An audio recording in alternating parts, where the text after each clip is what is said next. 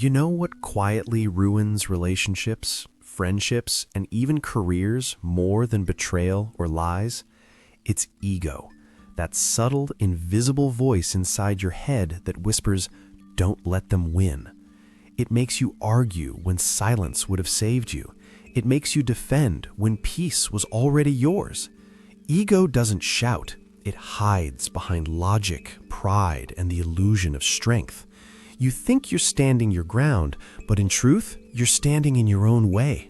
And every time you choose to be right, you trade a piece of your peace for it. Ego is not confidence. Confidence comes from understanding. Ego comes from insecurity dressed as certainty. Confidence is quiet. Ego is loud. Confidence says, "I can learn from you." Ego says, "I already know." Ego needs attention to survive. It feeds on validation, control, and the need to be respected, even if it costs happiness. The irony? The stronger your ego, the weaker your inner self becomes, because the more you try to protect the image, the further you drift from your truth. Have you ever argued just to feel heard, not to understand? That's the trap of ego. It turns conversations into competitions and disagreements into wars. It convinces you that winning is more important than connecting. But every time you win an argument, you lose a little connection. You prove your intelligence, but lose emotional closeness. And later, when the anger fades, all that remains is silence and regret. Ego does not protect you, it isolates you. Behind every ego-driven moment is fear. Fear of being seen as weak, fear of being disrespected, fear of being forgotten or overlooked. So you raise your tone, defend your opinion, justify your behavior, not because you're strong, but because you're scared. Ego is the armor we wear when we're afraid to be vulnerable. But here's the truth. When you drop the armor, you don't lose protection, you gain connection.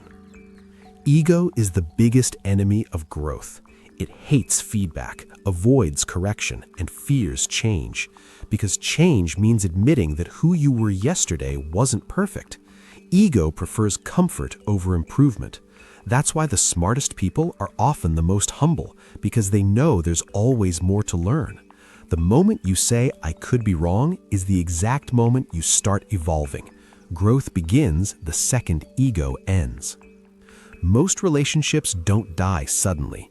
They fade through pride, silence, and unspoken apologies. Two people keep waiting for the other to say sorry, but no one does. Ego convinces you that apologizing means losing, when in reality, it's what saves love. Sometimes, peace requires swallowing pride. You can protect your ego, or you can protect your bond, but not both. The day you choose connection over control, love finally starts to heal. At work, ego hides under professionalism. It wears titles and years of experience like armor. It says, "I know better," and blocks collaboration. But great leaders aren't the loudest in the room. They're the most teachable. They ask questions even when they know the answers because they value perspective over pride. Ego might make you appear strong in meetings, but humility earns you silent respect that lasts far longer than applause. Ego wants control over outcomes, people, and perceptions. It tries to micromanage life as if peace can be forced, but control is an illusion. You can't control what others think or how they act. You can only control your reaction. And when you stop trying to manage every little thing, you find an unexpected calm, the peace that comes from trust. Ego says, "I'll be peaceful when things go my way." Wisdom says, "I'll be peaceful regardless." Ego turns your mind into a battlefield. You constantly replay conversations, justify your actions, or silently argue in your head long after the moment is gone. That's not peace. That's ego keeping you stuck. It doesn't let you rest because it always needs validation to survive. The moment you let go of the need to prove, you stop fighting with yourself. And silence, the kind you once feared, finally feels like peace. Self-respect is knowing your worth. Ego is forcing others to recognize it. Self-respect creates boundaries. Ego builds walls.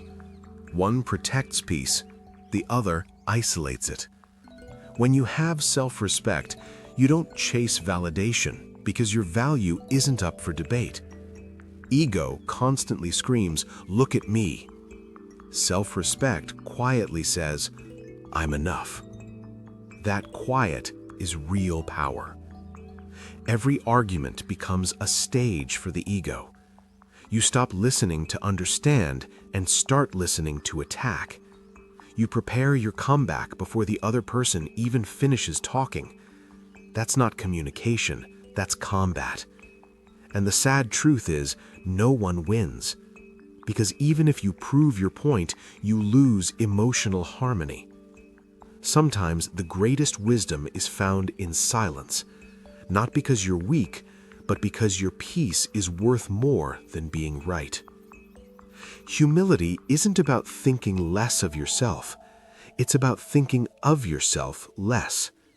It's choosing to understand before responding. It's knowing that every person you meet knows something you don't. The humble don't need to win every debate. They'd rather keep their peace. Humility doesn't make you small.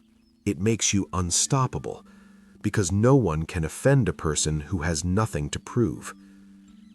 Ego has many disguises: anger, sarcasm, pride, even honesty.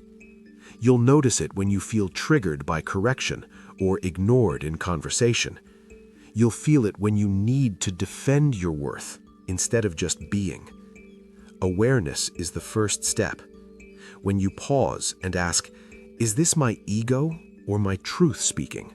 you take your power back. Because once you see ego clearly, it starts losing control over you. Ego says, "Win." Peace says, "Let it go." Ego wants to prove. Peace wants to understand. Ego thrives on noise. Peace lives in silence. You can't hold both. So before you argue, pause and ask, "Do I want to be right or do I want to be at peace?" One feeds your pride for a moment. The other feeds your soul forever. Letting go isn't losing. It's choosing peace over chaos. It's realizing that proving your worth is unnecessary when you already know it. You don't need everyone to agree to feel complete. When you stop chasing validation, you start living authentically. You stop performing and start existing. And that's when life finally feels lighter, because ego no longer controls the weight you carry. The day you stop feeding your ego is the day you start meeting your true self. You begin to hear people again. You start learning again. You start loving again, deeply, gently, without the need to dominate. Ego promises control, but delivers conflict. Peace asks for surrender, but gives you everything. So next time your mind whispers, "Prove them wrong," smile and remember, peace doesn't need to prove. It just is.